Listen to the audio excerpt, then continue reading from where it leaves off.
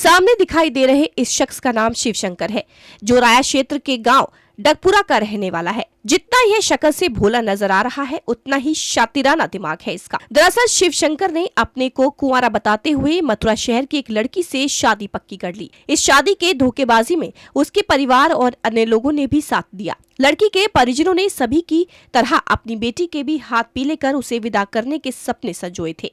Engagement से लेकर हर शादी की रस्म अदायगी बड़े ही शान और शौकत से की गई। दोनों लोगों के बीच हर तरीके से रस्म अदायगी की जा रही थी और बात शादी तक आ पहुंची। शादी के लिए लड़की पक्ष के लोगों ने थाना जमुनापार क्षेत्र में एक मैरिज होम बुक किया। लड़की के सगे संबंधियों द्वारा बताया गया कि लड़का बेंगलोर की एक कंपनी में काम करता है, जिस पर परिजनों ने विश्वास करते हुए लड़का पक्ष के डिमांड पर अच्छी शादी की तैयारी की और हर मांग पर अपनी रजामंदी जताई। दरअसल जिस बेंगलोर की कंपनी में लड़के की जॉब बताई गई थी, उस कंपनी में उसी नाम से एक दूसरा लड़का भी जॉब कर रहा था, जिसे फर्जी तरीके से लड़का पक्ष ने बड़े शाराना अंदाज से दर्शाया। शिवशंकर बारात लेकर लड़की पक्ष के दरवाजे पर पहुंचा और सभी कार्यक्रम रस्म अदायगी के साथ चल रहे थे। तभी एक शख्स शिवशंकर के कान में कुछ कह कर जाता है और शिवशंकर शादी समारोह से अपनी मां को हार्ट अटैक आने की कहकर भाग निकलता है। इस दौरान उसके अन्य साथी पहले से ही जा चुके होते हैं और चंद मिनटों में गोद में बच्चा लिए हुए एक महिला शादी समारोह में पहुंचती है, जिसके साथ कुछ पुलिसकर्मी भी होते हैं। महिला के साथ पुलिस कर्मियों को देखकर हर कोई सोचने पर मजबूर हो गया। एक ओर दूल्हा मंडप छोड़कर भाग निकला और दूसरी ओर पुलिस कर्मियों के साथ यह महिला शादी समारोह में क्या करने आई है। शादी समारोह में पहुंची महिला ने बताया कि उनकी बेटी से शादी कर रहा शिवशंकर पहले से ही शादीशुदा है और एक बच्चे का पिता भी है। यह बात सुनकर सभी दांतों तले उंगली चबा गए और शादी समारोह में मध्यस्थता करने वाले लोग भी अपने को किनारा करने लगे। जहाँ पहले से शादीशुदा बता रही महिला ने उसे अपना पति बताया और पुलिस कार्रवाई की गुहार लगाई। धोखाधड़ी से दूसरी शादी कर रहा युवक शिवशंकर पहले भी कई लड़कियों के साथ शादी का खिलवाड़ कर चुका है। एक और लड़की को अपनी जालसाजी में फंसाकर लाखों रुपए की चपत लगाने वाला शिवशंकर अब तक सलाखों के पीछे होना चाहिए था, लेकिन अभी तक रिपोर्ट दर्ज होने के बावजूद भी पुलिस द्वारा कोई कार्रवाई नहीं की गई। अपनी भोली भाली सूरत से ठगी का मास्टरमाइंड शिवशंकर अभी पुलिस की गिरफ्त से दूर है और परिजन लगातार पुलिस से न्याय की गुहार लगा रहे हैं। मामला ये था साहब, मैं अपनी बेटी के लिए लड़का ढूंढ रहा था, तो इस दौरान सतीश शर्मा जी हैं जो मेरे एक दूर के रिश्तेदार भी हैं। उन्होंने बताया कि मेरे जानकारी में एक बहुत बढ़िया लड़का है और मेरे मित्र हैं, उनका लड़का है, भतीजा है, तो वो अभी बंगलौर से आ रहा है और फ्लाइट से गांव आ रहा है 2 घंटे के लिए, तो आप आ जाओ, देखाओ, और वो शाम को ही निकल जाएगा भुवनेश्वर। आईटी कंपनी में जॉब करता है। तो मैं और मेरे जीजा जी वहाँ गए तो देखा एक दिल्ली से गाड़ी आई हुई थी, दिल्ली की गाड़ी, और लड़का भी वहाँ उपस्थित था। उस पीरियड में एक उनके जो चाचा हैं वीरेंद्र उर्फ गुड्डू वकील हैं, जो वो थे, एक हरीशचंद थे जो टीचर हैं उनके चाचा, लड़का था सतीश चंद्र शर्मा थे जो डैम्पियर नगर में हैं, रिफाइनरी से रिटायर्ड हैं, वो थे सब। उन्होंने लड़के से बात हुई, लड़के ने बताया मैं एरिसन कंपनी में, आईटी कंपनी में बंगलौर में कार्य करता हूँ। उन्होंने हमें कम से कम 30 लाख रुपए खर्च करने पड़ेंगे और ऐसे ऐसे उन्होंने पूरी एक लिस्ट दी, 11 लाख रुपए नगद इस तरह से। एक मैंने कहा मुझ पर नहीं हो पाएगा, मेरी स्थिति नहीं है। नहीं तुम कहीं से भी इंतजाम करो, नहीं तो हम संबंध तोड़ देंगे, आपकी थू हो जाएगी समाज में और संबंध तोड़ देंगे, हम कुछ नहीं कर सकते।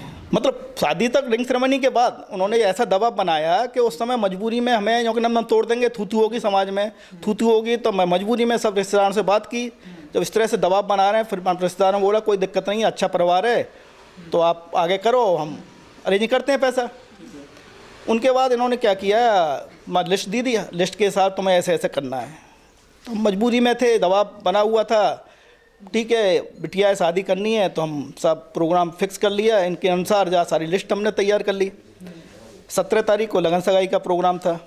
तो इन्होंने सतीश चंद्र शर्मा ने उन्होंने यही कहा, सारा लड़की की ज्वेलरी और सारा सामान पे कैश वगैरह सब वहीं लेके आना, वहीं देना है सब सगाई में। हम सब सामान वगैरह जो फर्नीचर था, सामान था, जो कैश की बात थी, जो गाड़ी वगैरह सब वहीं हम गए, सब सजा दिया गया था। सजाने के बाद सारा 11 लाख कैश इन्होंने ले लिया, चेन अंगूठी वगैरह सब समाज के हिसाब से सारी पूर्ति इनकी कर ली गई। अब इनकी साहब आई, बारात आई, और बारात आने के बाद दरवाज़ा वगैरह हुआ, दरवाजे पे इनकी रस्म रिवाज के हिसाब से सारा हमने वो किया। उसके बाद स्टेज पे आ जाते हैं। स्टेज पे इन्होंने फोटोग्राफी चल रही थी, जो भी है जयमाला का कार्यक्रम हुआ, फोटोग्राफी हुई। फोटोग्राफी के दौरान एक इनका भाई था, कौन था पता नहीं, बार बार आके लड़के के कान में कुछ बोल के जाए और चला जाए, हर 2 मिनट में आए बोल के चला जाए। हम लोगों को ध्यान नहीं दिया, मैंने कि हुआ कोई इनका पारिवारिक कोई काम होंगे, इस तरह से चल रहा है। हमको बिल्कुल नहीं। जयमाला कार्यक्रम के बाद फोटोग्राफी होने के बाद इनको खाने के लिए आ गए। इस बीच में क्या हुआ मुझे भी नहीं मालूम, कुछ लोग बता रहे थे, एक चुटकी सी बजाई, यूँ चुटकी से बजाई, तो उस पीरियड में सारे बाराती उनकी लेडीज़ वगैरह सब निकल चुकी थी, जो कि बता रहे थे काफ़ी लोग। हमको अपनी काम में लगे हुए थे, हमें मालूम ही नहीं। तो इनके लिए खाने के लिए टेबल सजाई गई। मेरी बिटियां हैं और मेरी मतलब भाई की लड़की वगैरह सभी रिश्तेदार वगैरह, और ये दूल्हा, ये शिवशंकर हैं, ये खाने पे बैठे हुए थे, टेबल सजी हुई थी। इस पीरियड में एक लड़का आता है, शिवशंकर के कान में कुछ कहता है, और उसके बाद वापस चला आता है, दोबारा आता है, फिर कहता है। तो शिवशंकर क्या है, एकदम ज़ोर से बोला, माँ को अटैक, हार्ट अटैक हो गया, तुरंत भागता है। हम समझ पाते, इतने में हम पीछे पीछे गए, तो कह के तुरंत भाग लिया आगे। माँ रोड क्रॉस करके मैरिज होम के गाड़ी खड़ी हुई थी, उसमें बैठ के रवाना हो गए। उस समय सतीश शर्मा के घर गए तो वो बोला कोई बात नहीं, फेरे वगैरह सुबह हो जाएंगे, शायद माँ वगैरह एडमिट होगी, सुबह हो जाएंगे।